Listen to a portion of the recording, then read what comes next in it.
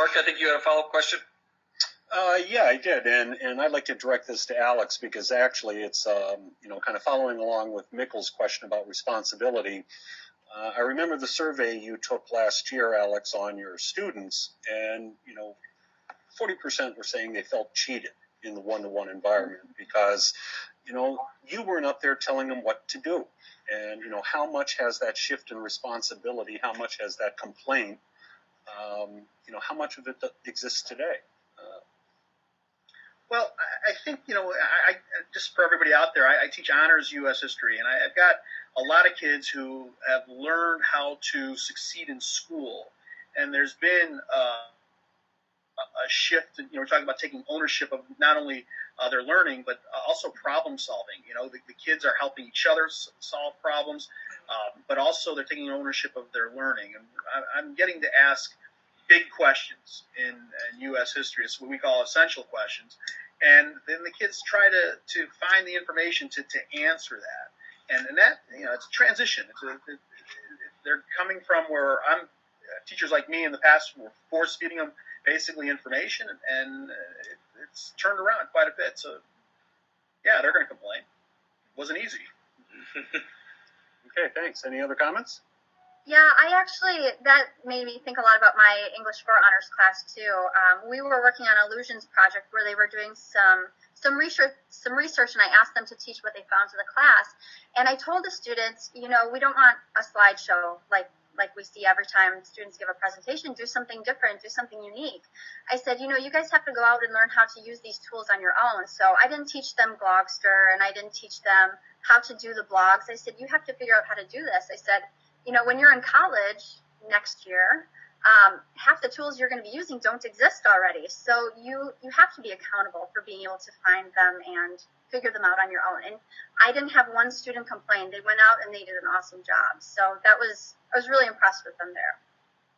Yeah, I'd like to add to that as well. So I teach regular geometry and a lower level algebra class. And unfortunately, not all of my students are college bound. They've let me know that. They're very, very okay with just planning on getting a job after school and maybe not even finishing high school to start their family business. So actually what this has done, and I tried to implement this last year, the idea of resourcefulness and talking to each other, working through it before coming to me and depending on me, and having the computer with them and having them really own, like Liz and Alex were saying what they need to do. It's actually made it a lot easier to teach them that lesson, that regardless of what you do after high school, you need to be resourceful, because at your job, if you're going to bother your boss every 5 minutes about how to do something, it's not going to go well. So again, they have this resource. When I talk about being resourceful, and last year it was with notes packets and talking to people they weren't really close with or had anything to talk about, it was a struggle. This year, since there's this common thing, this Chromebook and the same activity they're doing, it's making them more resourceful, and I'm able to just weave through the class and hear the conversations, and they're not depending on me so much. And it's pretty incredible to see them work through problems that I haven't even discussed the concept yet, and they're working through it out of plain logic. And I think it's just pretty incredible to see, and I think we're all seeing that in different disciplines, and that's great. Alex, yeah, Mark, I wanted to add this, though, too, is, as far as, like, the transition, I had kids who really loved it as well, because I think maybe it was in their personality, because they did not have the constraints of, like, the textbook or even things that I'd bring in for enrichment. I mean, it was limitless. So when kids found something that they were interested in, for example, World War II, I'm not going to go all history on it, but World War II with the internment camps with the Japanese after the attack on Pearl Harbor. Some kids were really, really interested in that. And then they were able to take off and find some very interesting primary sources and so forth. And I think what ended up happening is other kids started to see that, and it really, I think it set, it gave them a little incentive to find their interests. So, yeah, like I said before, some of them complained, but other, it was great to see the other kids really get into it. And I think that is going to spread. Excellent, thank you.